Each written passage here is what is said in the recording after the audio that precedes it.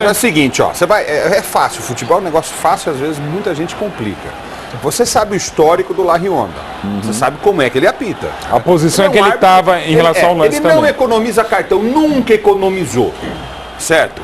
Então ele sabia do estado do jogo, o histórico do jogo. Esses árbitros vêm pra cá sabendo que o Cruzeiro ano passado eliminou o São Paulo. Eles sabem disso. Analisando, eles assistem o jogo anterior. Pegam um VT e assistem para ver o que aconteceu, para ver se não haverá troca de agressão. O Kleber é conhecido. O Kleber é conhecido. O Kleber teve esse problema com o Richardson no primeiro jogo. Então, de repente, o árbitro, até de uma maneira ou outra, está premeditado a tomar uma atitude em relação a esse ou aquele jogador. Está treinado. Então, o jogador que vai enfrentar um árbitro desse no apito, fala enfrentar porque às vezes o árbitro se transforma no adversário. Todo mundo fala que a arbitragem é diferente da Libertadores. Você tem que estar preparado. Você tem que saber a postura, a maneira com que o árbitro se conduz na sua carreira. Agora, e atuar de acordo. Agora, doutor Osmar, interessante porque essa história de cartão amarelo na Libertadores virar dinheiro e não virar em punição, em suspensão, o jogador se sente muito cômodo. Ele acha que ele pode chegar, bater, Libertadores, eu vou dar um choque aqui, ali não vai acontecer nada, vou tomar um amarelo e não acontece nada. E não é bem assim. Tem árbitro que é desse jeito, como o Larionda. O Larionda é a característica dele, né? O que me chamou a atenção é que no final da semana que passou, o Jesus Lopes, diretor de São Paulo, falou que ia falar com a Comebol para conversar com o Larionda, porque o Larionda é muito amigo dos irmãos Perrella, que estão sempre lá no Paraguai por causa do negócio de cassino. Valendo ou não valendo, eu acho que a expulsão foi justa, mas essa pressãozinha sempre acaba valendo, né? Mas posso dispor aqui do seu cliente, não? A cliente não, doutor. Cliente. Ela é advogada. É que o doutor Osmar já me nomeou. Ela é advogada, você não pode falar de Fernandão aqui, que ela é advogada. Eu não desço, e eu viro um bicho. Então é o seguinte, você sabe que o adversário o próximo adversário do São Paulo pode ser o Estudiantes, pode ser o Internacional e pode ser o Flamengo, né? Tá certo? Sim. O telespectador pode até estranhar que se o Inter não passar hoje e o Flamengo passar, o Flamengo vai ser o adversário do São Paulo. Em função disso, essa noite você vai torcer para quem? Não, eu estou bem tranquilo em relação a isso. Não, sempre você está tranquilo. Todo mundo está me perguntando. Eu respondi essa questão ontem também. Em relação ao Inter, todo mundo sabe o carinho, o respeito, o amor que eu tenho pelo Inter, por tudo que eu vivi lá dentro do Inter. Mas hoje eu visto a camisa do São Paulo e tudo aquilo que eu fiz no Inter, eu vou tentar, desde o dia que eu assinei com o São Paulo, fazer aqui dentro também. E tem Libertadores, já respeito, conheço toda a história do São Paulo, conheço toda essa magia que envolve não só a camisa do São Paulo em relação ao Campeonato Brasileiro, essas coisas, mas em relação a Libertadores também. História. E com certeza eu vou aprender a amar também a camisa do São Paulo como eu fiz lá em Porto Alegre. É lógico que isso tudo vem com títulos, vem com história, e é o que eu vou tentar fazer aqui dentro do São Paulo. Vou tentar escrever a minha história aqui dentro, como outros grandes ídolos do São Paulo escreveram. É o que eu sempre digo. Você só grava o nome na história de algum clube a partir do momento que você consegue ganhar título. Porque as coisas passam, agora o título que você conquistou vai ficar lá eternizado. Então, talvez você até saiba, o Fernando Carvalho, né, um baita de um dirigente, em entrevista à Rádio Bandeirantes a semana passada, ele se referia a você, dizendo que para ele, como dirigente do Inter, representando a torcida, não interessava onde estava o Fernandão. Porque o Fernandão faz parte da história do Inter e você é um baita de um ídolo lá, segundo ele, né? Você deve saber disso. E que ele é o maior ídolo. Que ele queria... Não, maior não. Ele é um dos maiores ídolos. Não vamos esquecer do Figueiredo, não vamos esquecer do Falcão, pelo amor de Deus. Não, mas é que eu nasci em 78.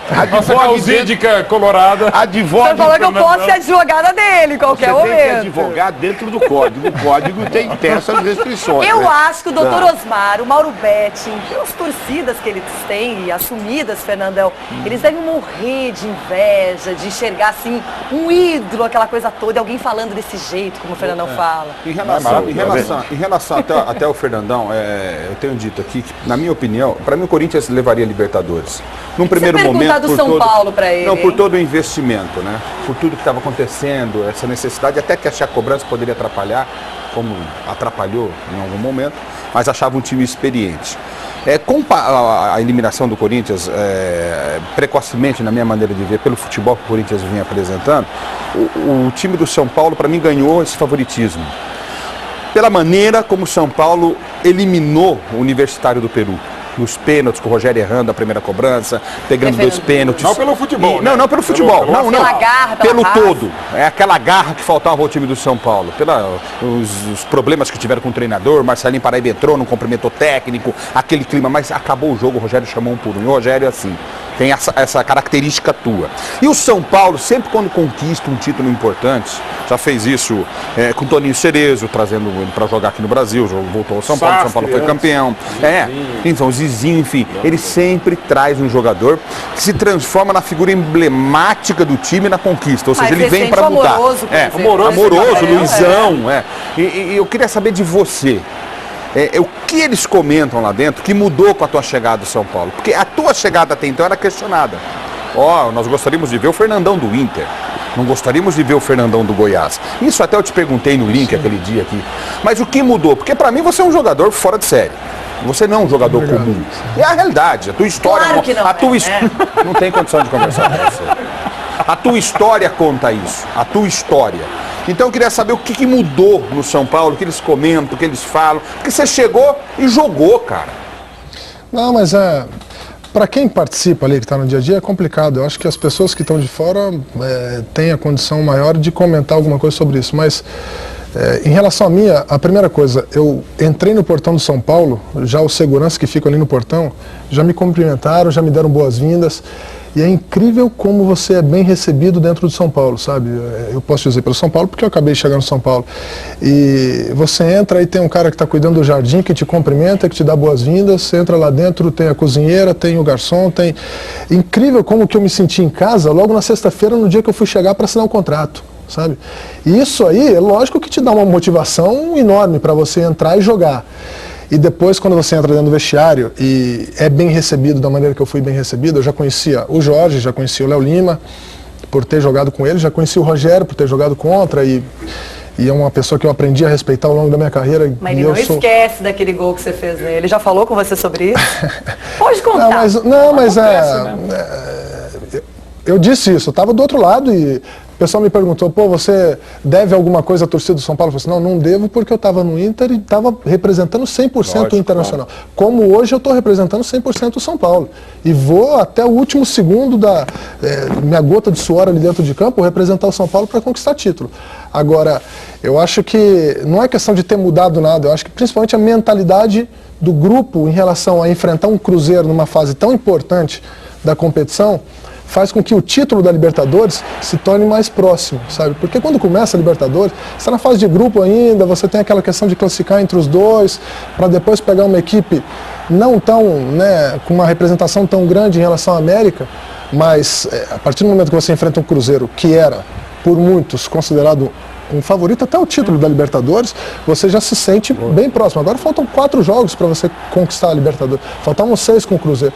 E quem a gente for pegar agora, Inter ou Estudiantes, o que acontece? A gente vai conquistar um grande título. Porque até o torcedor que encontra na rua, depois do jogo, me desculpa, Renato, é o seguinte, ele fala, poxa, o São Paulo sabe disputar Libertadores. O São Paulo sabe como se o Zezinho, que é palmeirense, está desesperado. Então o São Paulo sabe como conquistar essa Libertadores. O São Paulo sabe como buscar essa Libertadores. E é isso mesmo. O São Paulo faz bem feito isso. Não, o Ulisses já afirmou que para ele o São Paulo é o favorito da Libertadores antes. Agora, Mauro, você que está sempre analisando taticamente, por que você acha que o São Paulo pode ser, de repente, o campeão da Libertadores? O que ele tem de diferente dos outros? Primeiro porque ele é São Paulo, né? Tem uma história absurda. Para mim o Cruzeiro era favorito até quarta-feira e mudou. E taticamente mudou o time também. Com 3 zagueiros, o Richarlison muito bem, não merece ser tão cobrado como tem sido. Os 2 alas passando e o Júnior César voou ontem. O Hernanes mais atrás, articulando, saindo para o jogo, mas ajudando o Rodrigo Souto. E esse aqui, como um homem de referência à frente, e Marlos e Dagoberto pelos cantos. São Paulo, a rigor, joga com 6 homens no meio, sem a bola. Com a bola, o Marlos e o Dagoberto se movimentam muito, chegam pelos lados. E ontem exploraram de novo muito bem o Jonathan e o Diego Renan. E o Fernandão dá o toque de inteligência e de paciência ao time. Às vezes são mais afobados do que velozes o Marlos e o Dagoberto. E o Washington põe a bola no chão, jogou ontem, e já havia jogado no outro jogo, como se tivesse 180 jogos, não 180 minutos do São Paulo. E o astral do São Paulo é algo impressionante. Só que eu pergunto rapidinho pro Fernandão.